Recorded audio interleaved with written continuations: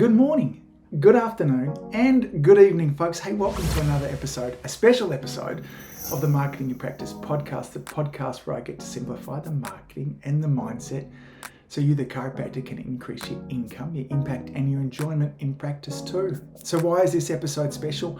Well, I'm doing something I've never done before. I want to have you, my audience, much more involved in the podcast. And so I reached out with an email recently saying, what are your questions? What is it that you want me speaking about on the podcast? And an overwhelming number of you responded, which I'm very, very grateful for. So we'll see how we go with how our listeners are, but I'm hoping this might be something that we might do regularly because I was very excited in preparing this as well. So in today's episode, I'm going to be answering a bunch of questions. So if yours doesn't get answered and you sent me in a question, then I'll get to it sometime in the future. But without wasting any further time, let's get into some of the questions from our wonderful audience here of the Marketing Your Practice podcast as well. This first question here comes from Dr. J, and his question is, how do you work it so that your Google ads perform regularly and consistently throughout the year? We use a company which is very good, and they do 1 or 2 ads that are normally very successful where we offer a 60% discount, but oftentimes the flow can dry up. Now, I like this question for lots of reasons. So let's dive into it as well. Now, the first thing I think about when I hear about any ad that's not working any longer is there something in common when they're not working? Like, do you find, for instance, Dr. J, that they're not working during holiday seasons? Have you had a look at times when the results aren't as good? Are there other people advertising at that time also? So are there times where there's more competition? Now, part of the things to remember is that all ads go through a life cycle. You're never going to find an ad that's going to work in perpetuity. So eventually we get a level of what's called ad exhaustion and they just stop working. And this is the same for all advertisements, whether it be a Google ad, a Facebook ad, something on the radio or wherever as well. So ads will absolutely fatigue. And so because of this, one of the things we need to be making sure we're doing is constantly changing our ads. Now, just because we have somebody running our ads for us doesn't mean that they will be doing this.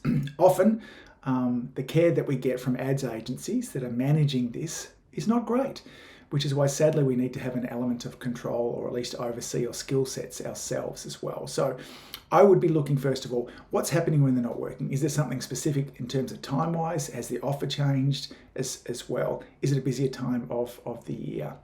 The next thing I would be thinking about, so first of all, with regards to that, let's talk about that kind of ad fatigue before I get back onto this next thing there too.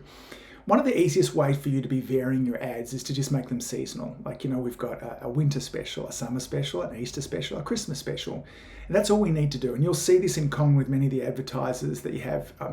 Here in Australia, we have a big white goods place called Harvey Norman. And every weekend they have a sale, but the sale changes names, okay? So they are built around a Valentine's Day sale. It's a football final sale. And it's the same thing that's going on each time, but they change the name of it. And this is enough for us as consumers to often be tricked into this as a new sale. And so I would be encouraging your ad agency to be constantly changing your ads. The moment they start to notice that there is a bit of ad fatigue and results go, then change it over. And this can be, it's the same offer, the 60% off there too, but perhaps the colors change, the text change a little bit as well. So I would encourage you to be really looking at with Google Ads, where are you sending the traffic to? So somebody types into Google chiropractor near me or chiropractor your suburb, they see your ad, they click on it, and where do they go to? Now we would call this a landing page in marketing terms. And too often what chiropractors are doing is just sending them straight to their homepage. Now, your homepage isn't optimized for you to be getting the best results from your Google ads. We need to be very specifically talking to people who are wanting to make an appointment. So there's a level of hunger and desire they've made. They've put in a search request looking for a chiropractor. They've clicked on that too. We want to make it really effortless for them to make an appointment. And often our homepages are really confusing as well. Another thing for you to be thinking about is, do you have another option that somebody could take if they're not quite ready to make an appointment yet? So maybe they're interested in finding a chiropractor, they click on your ad, they come over, they read through there, they're interested, but they're not quite ready yet. In those circumstances there, having something available for them, a resource, a guide, perhaps it's some stretches that you can share, something where you can ideally get their email address so you can then follow back up with them. So having some form of ethical bribe at that stage. And again, thinking about who your ad is for, why are people coming to see you? Is it families that are coming to see you? Is it typically kids that are coming to see you?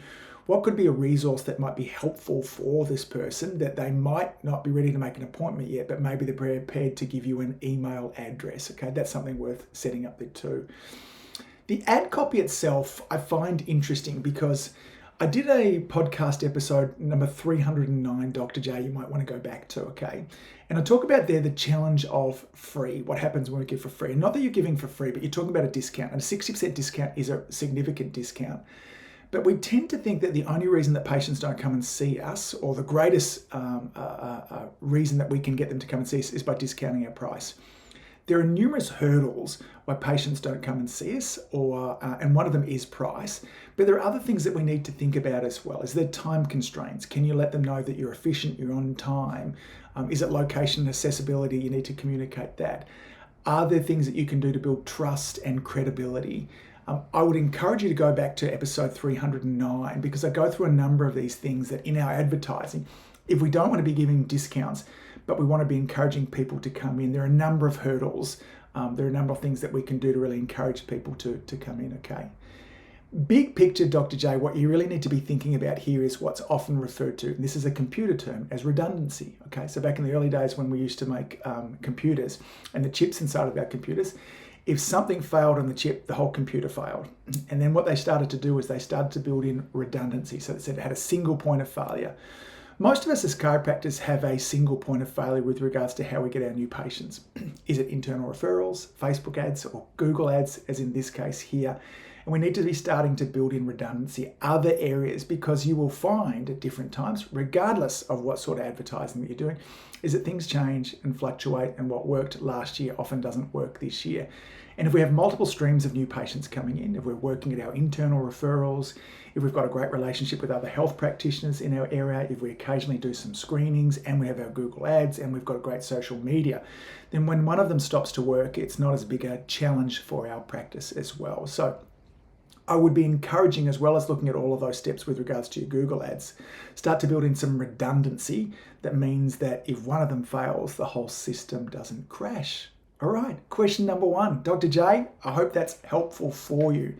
Now this one here is from Dr. G. Now I'm not giving people's names because I didn't ask for permission, and not that there's anything all that kind of private about their questions, but since I didn't ask, I've just kind of give their initials in there too. Now this is a 2-part question that we're going to go into. Part number 1 says, I'm adding a new treatment this year. It's neuropathy.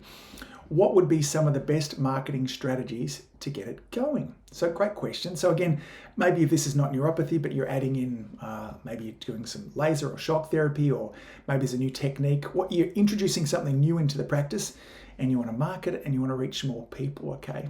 So here's some things that I would think about in this case, Dr. G. First of all, educate your existing patients. Let them know about your new services that you're offering, and let them know who it helps and how it helps. So these are people that already know us, like us, and trust us. We're going to be talking a lot about that concept in this episode as well. And they will have friends and family members, loved ones who may have neuropathy in your case.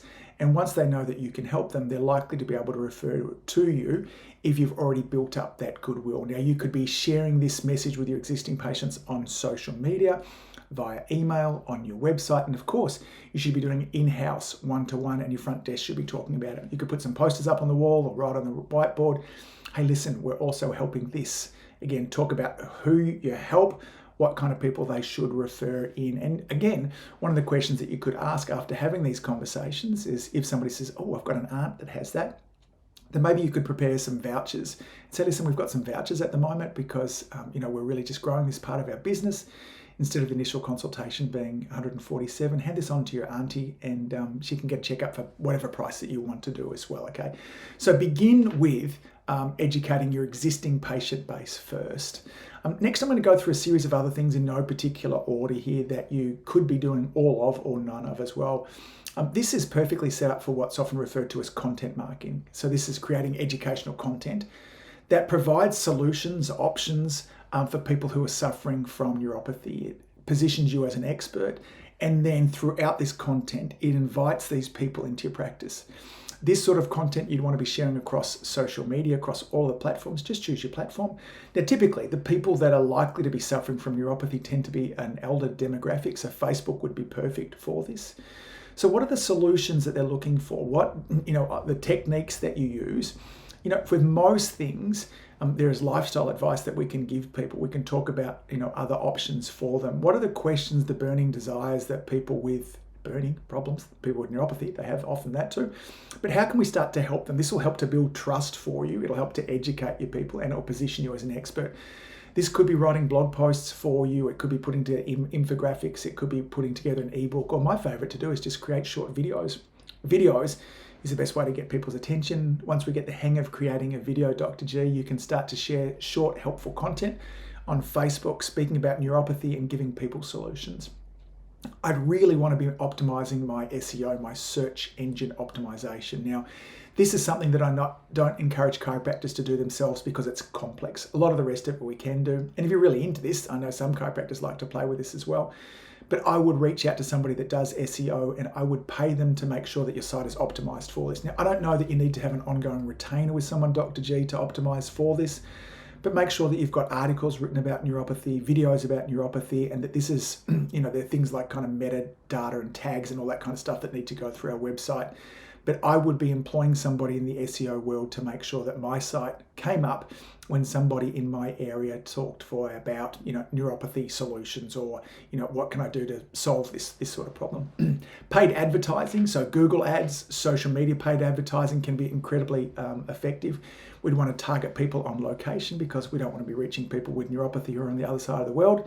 We need to make sure they can come and see us. And both Google ads and Facebook ads would allow us to do that as well. Okay, so we can target people who have shown interest in neuropathy, chronic pain, or other related conditions as well. I would absolutely be collaborating and building relationships with other health practitioners. Now, this could be, strategic alliances with general practitioners, neurologists, physiotherapists, but it could also be naturopaths, personal trainers, massage therapists. Basically, what other people are those suffering with neuropathy likely to be seeing, and how can I build relationships with them? Now, whenever you're trying to build relationships with these people, make sure you go with a generous nature. So it's no good reaching out to the general practitioner and saying, hey, I want you to send me your neuropathy patients. It just doesn't work. But if you go to them and say, hey, listen, we see a lot of neuropathy patients. I'd like to know more about the work that you do, and who should I refer to you? Which patients do you get the best results with? Now, with time, and this may take a few different interactions, eventually what comes up is, what do you do? What results do you get? Who should I send to you? And you can build these relationships. It's not necessarily a quick fix thing to do, Dr. G. It takes time to build strong relationships. But if we start to, because again, a bit like I was talking about in the first question, we're building redundancy in here. This is not just one approach that we've got to fill your practice for these neuropathy patients. We're building all of these as we go forwards. Another one very similar to collaborating with other health professionals is local community engagement. We would want to be hanging out in the place where people with neuropathy are hanging out. What local community events, health fairs, are there charity groups where these people like to be? Could we sponsor sports teams? Like it's an elder demographic, maybe it's lawn bowls, the golf club. What demographic, where do these people, and can we sponsor them? What we're wanting to do basically here is increase your visibility and build trust within the community. We want to build that goodwill, and so people see you everywhere as well.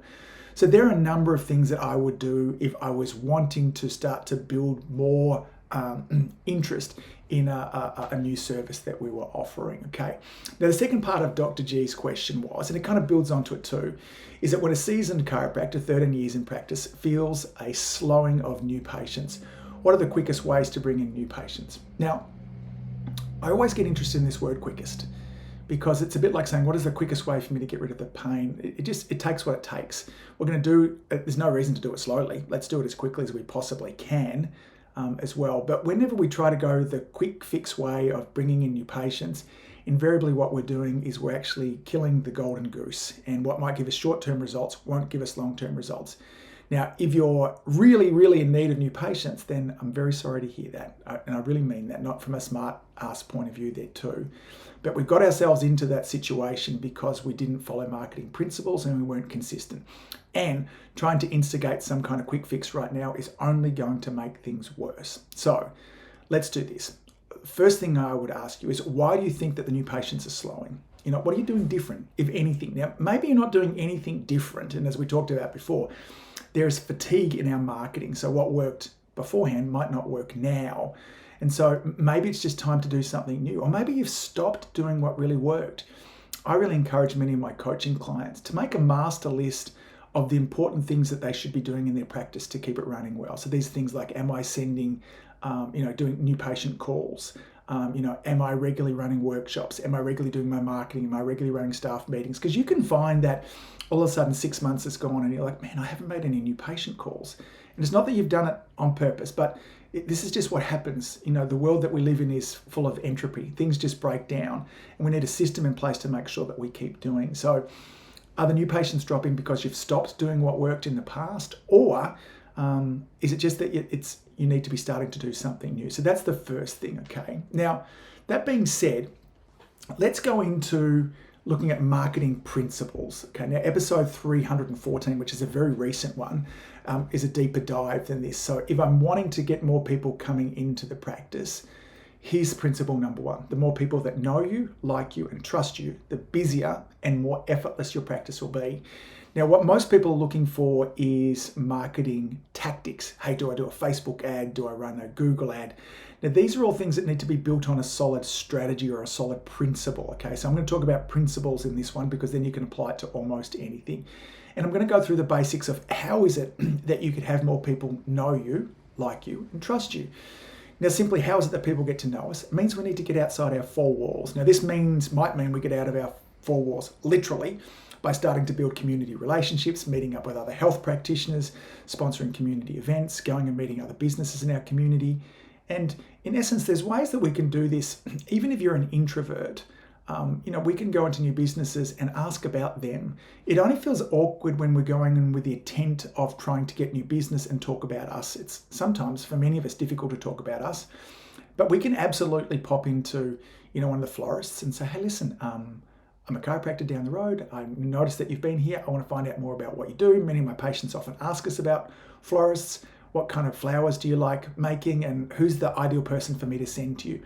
And you watch how happy that person is to talk to you. Now, you can talk about this with every business. If there's a lawyer, if there's a real estate agent, if there's a health food store, just go and start meeting people, okay? So start to sponsor events, functions where your audience is likely to be. And if you don't want to literally get outside of your four walls, then we can do it kind of metaphorically now with social media. It's never been easier.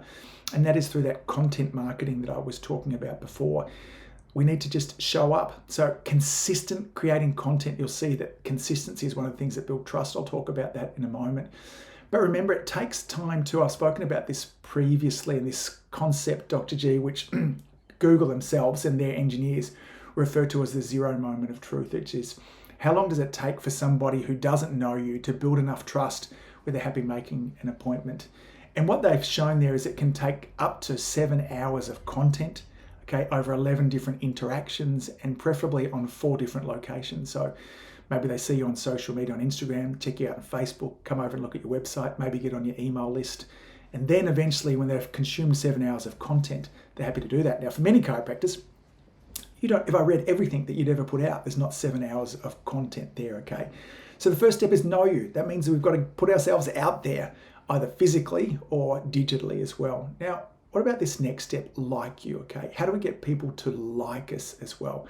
First thing to realize is this, is not everyone is going to like you. Now, I don't care. I mean, think about Beyonce. I think she's amazing. Some people don't like Beyonce, okay? So we don't have to have everybody like us, and trying to have everybody like us is a recipe for absolute disaster as well. So what you need to do is decide, who do you want to be liked by?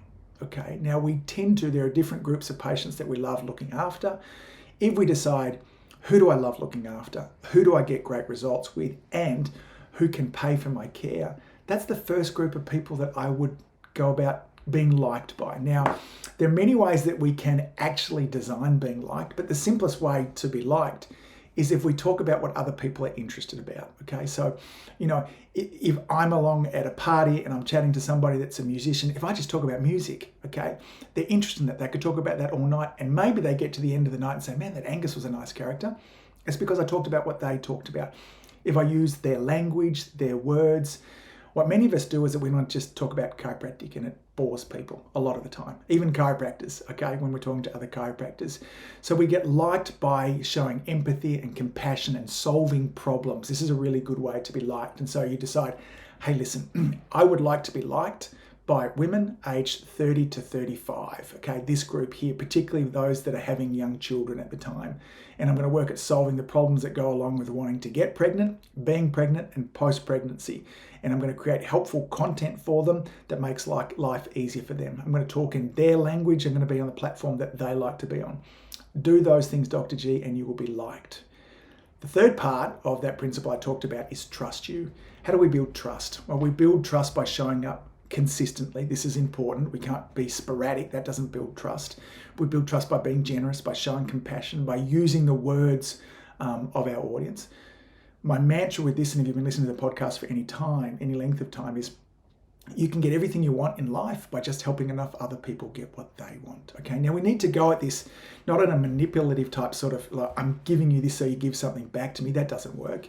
But when we give for the sake of giving, when we're generous for the sake of being generous, when we solve problems because we know that somebody's life is going to be better, understanding that there's a universal law of reciprocity. It's one of the principles of Cialdini's work. It's a very strong human drive that if we're just nice and generous, it will come back to us. Okay, so I would, Dr. G, 13 years in practice, I would sit back down and I would reignite the passion and chiropractic too, in myself there too, and I would go about building more know, like, and trust in my community. I hope that's helpful for you. All right, let's move on to the next question here.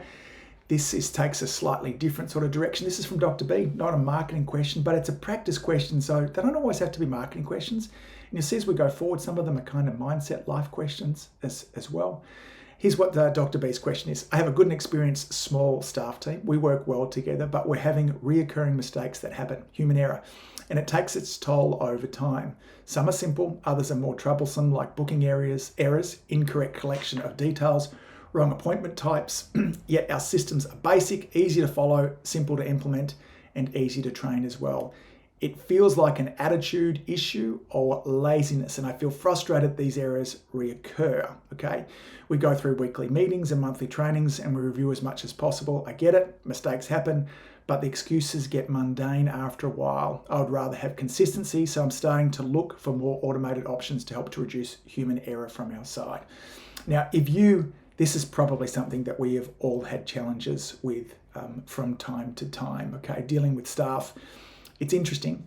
There are many different challenges that we can have in chiropractic, but two of the consistent ones tend to be, consistent flow of new patients and managing staff. This is part of, if you want to stay in practice, we need to develop the skill sets in around this too. So here's my thoughts on this, Dr. B. Great question, first of all.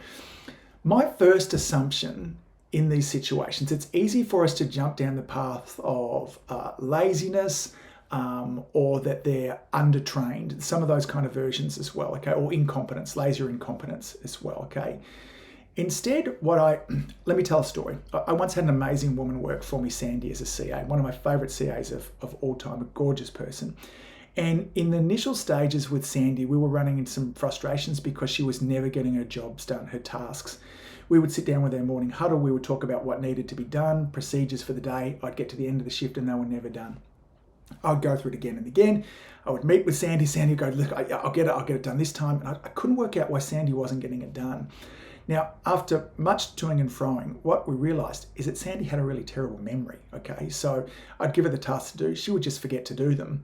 What worked really great for Sandy is that she then started to carry with her everywhere a pen and a notepad. And whenever I gave her something to do, I would say, make sure you write that down, Sandy, with a smile. And once it was written down on her notepad, it got done. Almost always. Anytime that she was doing something and had to multitask, she would write it down on her notepad. What I realized is I needed to find out what the challenge was for Sandy.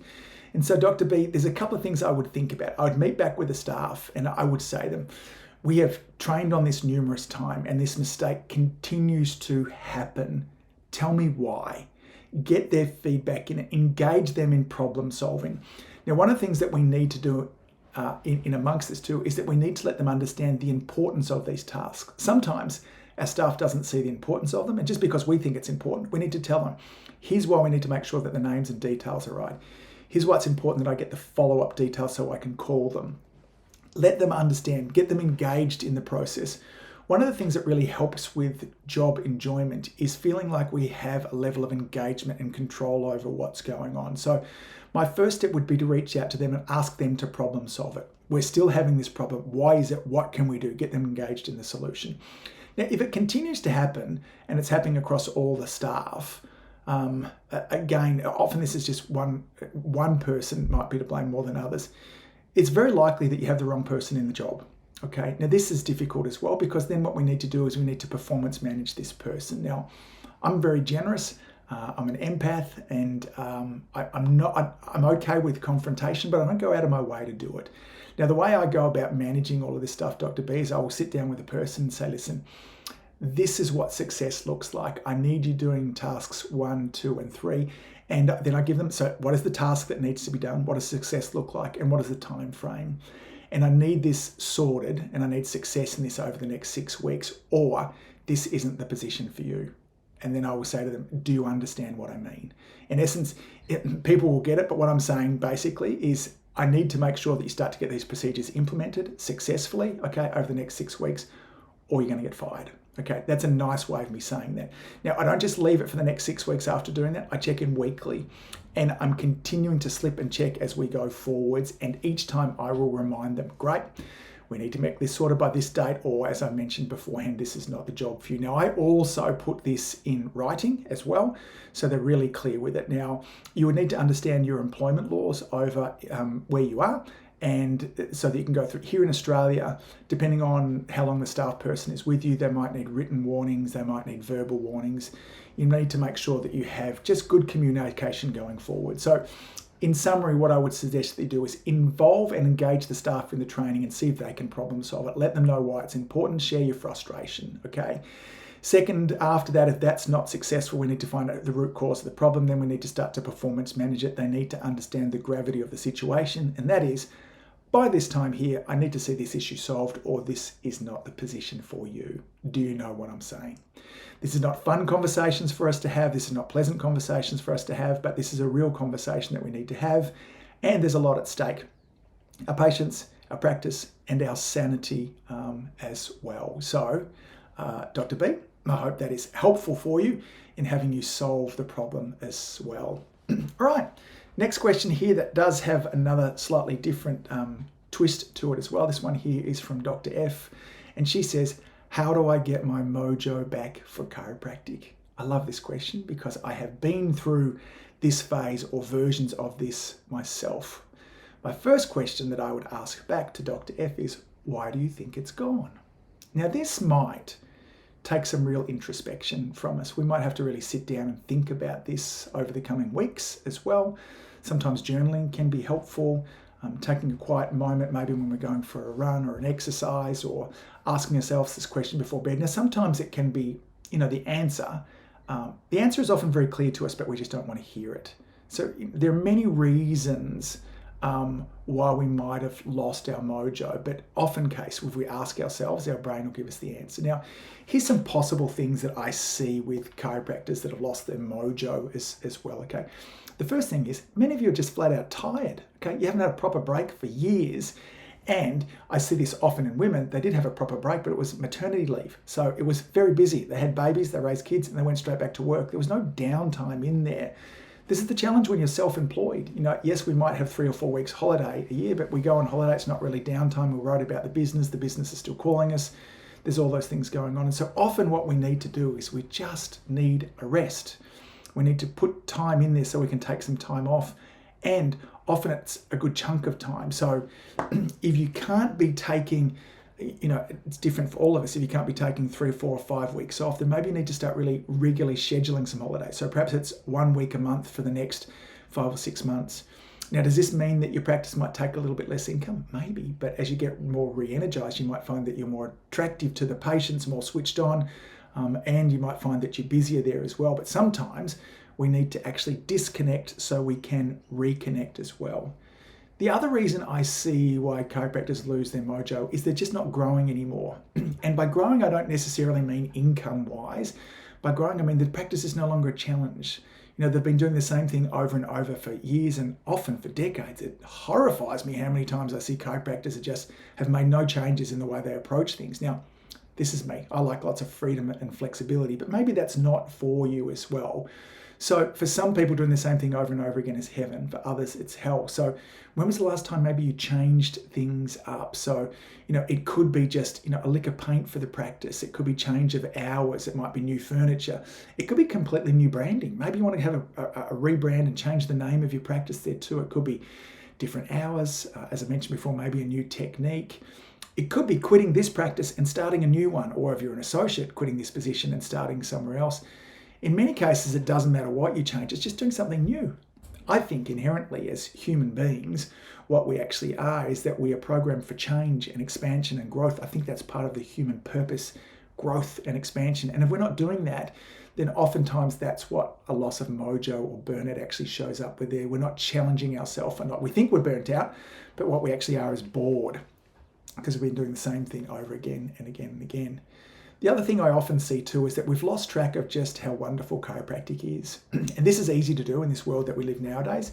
Because unless we're hanging out with chiropractors all the time, unless we're consuming lots of chiropractic content, then what happens is we get kind of dragged down by this allopathic world around us. We lose sight of how wonderful it is that the body is self-healing, a natural conservative approach. Now, one of the ways I used to deal with this is at least once a year, and often twice a year, I would take what I used to refer to as a chiropractic diet, where I would consume only chiropractic content for a month. I would listen to chiropractic tapes, CDs. This is dating myself a little bit through there too. I'd read chiropractic books. That's all I would consume, okay? And what I would find from this is it would really increase my excitement, my spizzerinctum. That's, for those of you that know, that means excitement for chiropractic. This was a really fantastic way for me to kind of reinvigorate myself. So, find great chiropractic books, find great podcasts. Now, this is a podcast that's kind of chiropractic, but it's more marketing. Maybe you want to find, and again, we talk lots about it, but things that are, really diving into it. Maybe it's some of the philosophy books, the green books. They're hard to read. I actually like some of the blue books, anything from Fred Barge, James Chestnut, Dan Murphy. Go to some seminars. Put yourself on a diet where we're consuming chiropractic as well. Now, the other thing that we have to consider, and very few people want to talk about as well, is maybe, Dr. F, it's time that you left chiropractic, okay? There's no rule that says that you have to be a chiropractor forever. And maybe you want to take a break from it for a year, or maybe you want to take a break from it from the rest of your life. In fact, it's interesting. The latest trends would suggest that our youngest people that are graduating from university now are not only going to have several jobs, they'll have several different professions, which blows my mind to think that somebody would pay hundreds of thousands of dollars to become a lawyer, a chiropractor, a dentist, and they might end up only doing it for a few years. But that's the world that we live in nowadays, okay? Now, I know firsthand how challenging this can be, because for many of us, chiropractic becomes not just what we do, it becomes our identity. It's who we are. And this is something that we often like to shout from the stage, that, chiropractic is who I am. And we say all these type of cool things that sound good. And sometimes they're useful, but sometimes they're harmful too. And it was harmful for me. I love chiropractic as much as anybody. I've served this profession in many different ways, and I want to continue doing it. But it's not who I am. It's one of the things that I do, and I love it. I really love that I get to spend my time talking chiropractic and talking to chiropractors. And it's probably something that I will do to the end of my life, but it's not my identity anymore. And that was one of the things that Dr. F, I had a hard time leaving my practice to go full-time into doing this now, because I felt like I was failing chiropractic, which is a silly and somewhat arrogant thing to think that I could be failing chiropractic as well. So maybe you need to stop for a while and get a job somewhere else.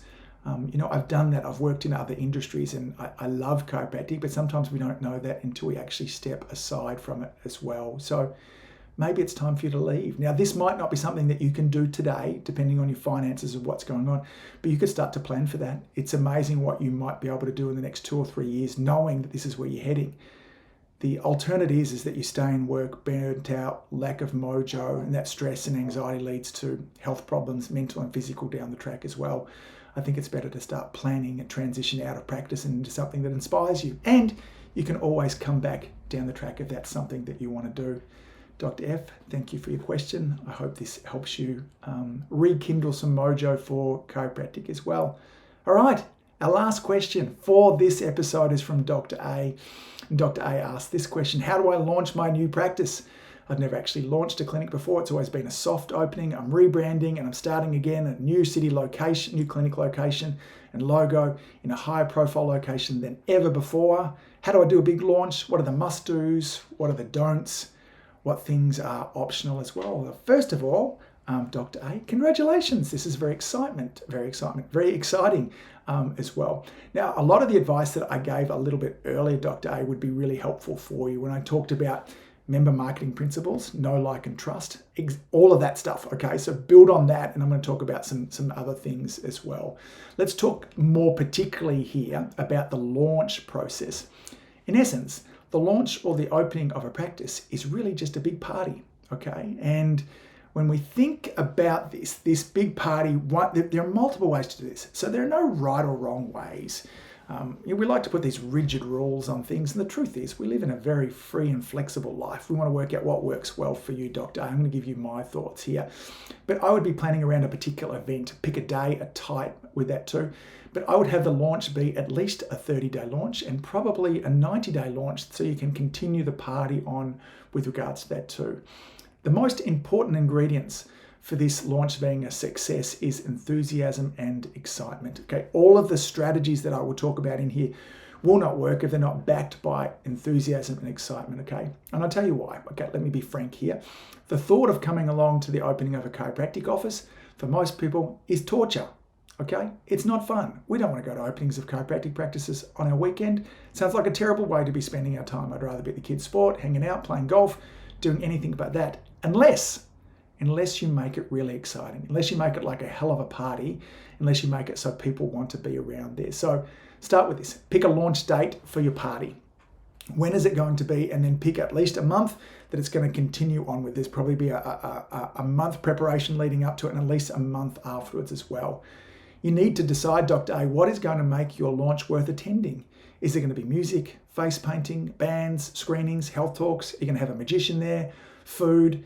Now, we used to have a hell of a Christmas party at our practice each and every year, and we had our patients loving to come along, and they wanted to be there every year because we had music, we had alcohol, we had food, I've had magicians, I've had all of those things, and there was just a hell of a lot of fun. Otherwise, who wants to go along to the chiropractor's Christmas party? Most people don't, but ours was a heck of a party. What will you do to make yours a party? Okay, now again, we love chiropractic, Dr. A, but most people are not interested in learning more about chiropractic, but they are interested in food, alcohol, music, party, face painting. All those kind of things can really help, okay?